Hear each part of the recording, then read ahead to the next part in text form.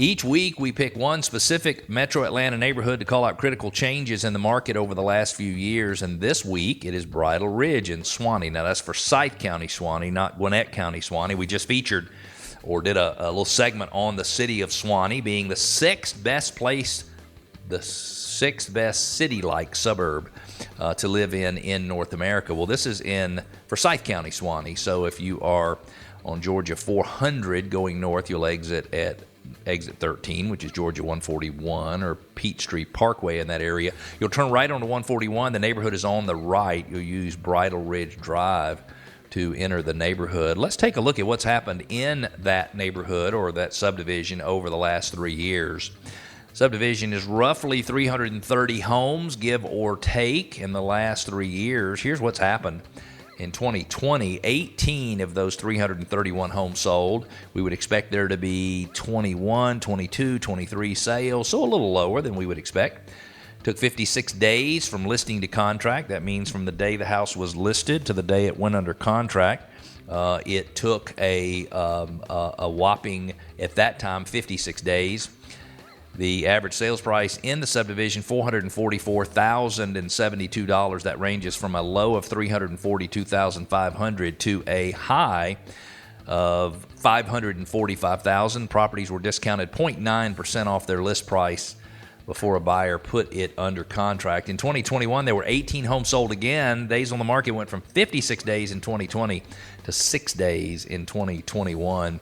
Average sales price increased to $111,000 year over year. You heard that right, $111,000 from $444 to $555.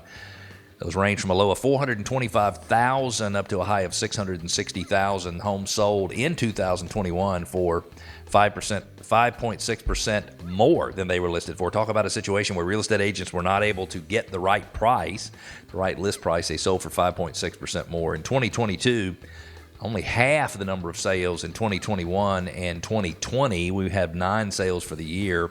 The days on the market went to 20 days, which means your average home that went on the market stayed on the market 20 days before it went under contract with a buyer, and the average sales price increased another $100,000. So the average sales price from 2020 to 2021 up $111,000.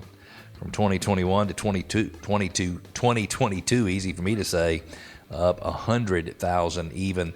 They went from a low of $457,000 up to $847,700, and the average sales price in the neighborhood was $655,189. So 444, 555, and then 655.